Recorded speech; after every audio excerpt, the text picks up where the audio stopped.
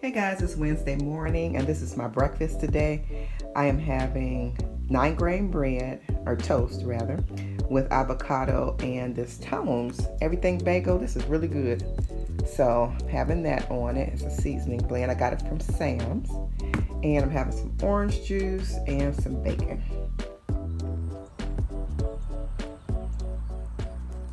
So I am out and about walking. I just needed some fresh air. You know how sometimes you feel like you just gotta go outside. You just need to get outside. Don't have anywhere to go, but just wanted to be outside. So I said, what better way than to just be outside and get some exercise at the same time. So that's what I'm doing now. And you don't have to go anywhere far away.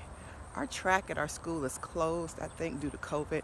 So I'm just gonna make a big track-like area out of my street. I'm gonna go up one side of the sidewalk, cross the street, come back down, do that about 4 or 5 times, and I should get me a good exercise in.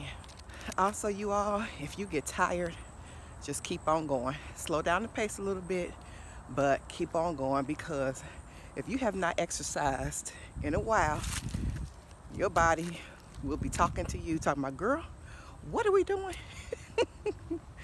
But just keep on moving. Keep on moving. Listen to some gospel, some inspirational music, or watch a YouTube video while you do your exercises, while you're walking, and it will make the time fly by. Okay, so I had to cross the street. There was a man coming down the street with a big dog, and I don't do no type of dog.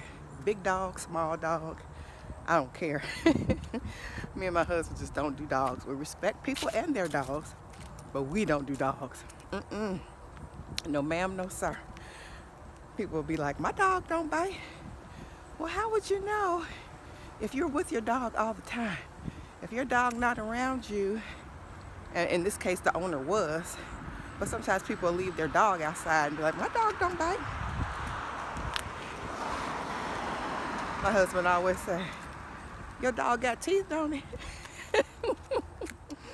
Shoot. You got a loose dog out there and around? Shoot. And they not with their owner? They can bite. It is about 54 degrees, and I was cold when I first came out, but after walking for a while, believe me, you warm up. So it's all good. Y'all get out there and get your exercise on. So I'm back in the house. I'll probably be working out on this tomorrow. I was giving it serious consideration today, but since I just came in for working my legs with all that walking, I'm just going to do this tomorrow. I think I'm going to do some crunches and some leg lifts, maybe some squats, and I'm going to call it a day. So I'm done with all that exercising, y'all. I'm back upstairs, and let me show y'all what I'm eating for lunch while I'm working. I am doing like a little meatless nacho spread. So let me show you. All right, so I'm back upstairs in my little office area. I'm doing some editing, and it is time for some lunch. It's dinner time, and I'm going to make some flounder. I'm just going to sprinkle it with Sazon because we don't have any Old Bay. I ran out, just found that out, so I have to put that on the grocery list. But season it with Sazon, lemon pepper, and garlic powder. I went ahead and put some onions on the side to go with it, give it a little extra something. Going in the oven for about 25 minutes at 365 degrees. And dinner is served. I have a sweet potato with cinnamon, butter, brown sugar, and a little bit of salt, a little bit of honey, and broccoli and cheese, and flounder with onions. Got some peach tea here to boot.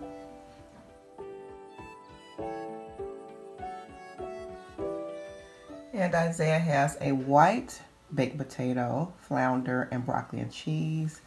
And Jalen and Isaiah still love to eat out of their McDonald's plates, and they are not ashamed. I'm up late editing this Dollar Tree video, publishing it. No, I'm going to publish it in the morning. Just going to finish editing it tonight. It is uploading, and I'm sleepy. Gonna go to bed. It's lunchtime again, and yes, I am eating another salad. I know it looks like I eat the salad often. It's usually only 2, possibly 3 times a week. I had to hurry up and eat this one in another, I'd say another 2 to 3 days. This watermelon would probably start to go bad. And I paid too much for this watermelon. Hey, I am on my way to pick up Isaiah from practice. And I said I'm not going to turn on the radio on the way or do anything. I'm just going to be. I have been doing a devotional, 5-day devotional. It's called The Ruthless Elimination of Hurry. And it has really been a blessing. And I'm loving this Bible app. I didn't think I was going to use it that much. And I think Jalen has it and my husband Chris has it. And so I've been using it lately. It sat on my phone for the longest and wasn't using it. You know, I like to read my Bible physically, like turn the pages and everything. But lately I had gotten so busy to where I wasn't reading my Bible too much anymore. And I said, well, let me give this Bible app a try. So in the mornings when I get up, and sometimes before I get out of bed, I'll do the Bible app, and it's a devotional. You pick your little series of studies that you want to study. It has a lot of different studies you can do. So this one jumped out at me because I'm always in a hurry. Always. It's like the story of my life, and it just, I can't stand it. And so it bothers my time. You know, I'm one that runs like 5 and 10 minutes late. That drives me too. So and it was just talking about how the hurriedness of life, and here lately, oh my goodness, I just pace like this. And y'all used to, well, do y'all remember back in the day when you was younger and coming up? I do anyway. Time was so leisurely. We had so much time, seems like, to do everything, and the day just kind of coasted by, you know, and you had time to talk to people and do, you know, this and that. And now I don't even have time, it seems like, to talk to a lot of people and stuff like that, which you know, my life is busy. I can't help that, but I can help what I focus on. So that's what I'm going to try to start doing. And in this devotional, it's talking about how hurriedness steals your love, peace, and joy. It steals away your joy because you cannot enjoy your time doing anything. If you're in a hurry all the time, you can't even focus on what you're doing at the moment. You can't suck in the moment, savor the moment, and think about it and all that stuff. I know a lot of the times I'll go out, run out somewhere, come back, gotta do this, run out here, and my husband is like, how's the weather? And I'm like, I don't even know. I mean, you know, I jumped out the car, but I didn't even get a chance to savor the air, you know, or just look at nature driving by. I got something on my lip. Because we're so focused on, even at a stoplight, checking a message. Somebody didn't text you. You checking the message and going on, and that just makes me so angry. So I'm not one that loves the cell phone. I don't like to sit up on the phone. I hate when people say, oh, I called you, or I texted you and you didn't get my I'm like, I don't sit on my phone. I don't carry it around all the time. At least I try not to anyway. A lot of times when you work off of your computer or whatever, you end up having it a lot, especially if you work from home. You're carrying it around from room to room if you're moving around or whatever. But I hate that. You know, I hate that. And so I am going to purposely try to, you know, not do that. And it's not just, it's a lot of people. We all have got sucked into this life, and it's like, and it steals your joy. I think I said that, it steals your joy, but it steals your love a lot of the times, because when you're in a hurry all the time, you can't enjoy the relationships that you have with people that are close to you. If you think about it, it steals time from your marriage. Hurriedness steals time with your children, because you can't even focus on what they're talking about sometimes. And I find myself asking my husband a lot of the times, what did you say? What did you say? Because my mind is on 10 thinking about what I need to do. And, oh, I got to get here, got to do that next, and got to da-da-da-da. And I said, you know what? I cannot live like this. I cannot live like this. I don't like it. So I am going to try to streamline things, and I have to talk to God and see what is important for me. What do you want me to do, Lord? What do you want me to do? Because it seems like everything is important, or it's something that I just have to do. Our kids can even make us busy.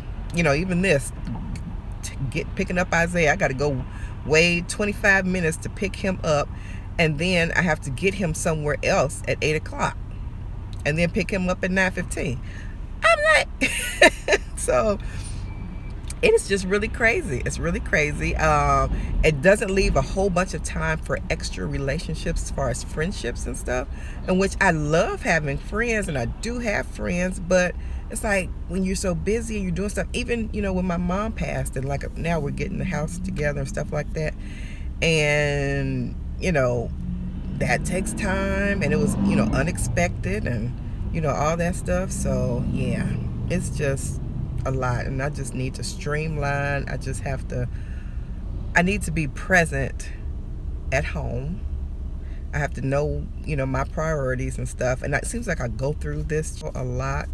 You know, I have to do this ever so often, but of course God comes first, and that had been trailing off. And then my husband, I need to spend time with him. I need to spend time with each of my children, even though two of them are away. I still FaceTime with them and keep in contact with them on the regular. And Isaiah's at home, but sometimes, you know, you could be at home with people and not be present with people. So yeah, so you gotta, this is whoa, this day and age is something else. So anyway, I'm about to get off of here. I just wanted to vent a little, and then, you know, some of you are maybe going through the same thing. So sometimes you can't help it, but we have to try to get in a quiet space, a quiet place, and be alone with God, and cut off everything else, cut out everything else, and just be with him, be with the source. He's the source. So he made us. He knows what he wants from us, what we need to do, what he wants us to do. So yeah, that's what I'm about to try to do these next few weeks. Streamline.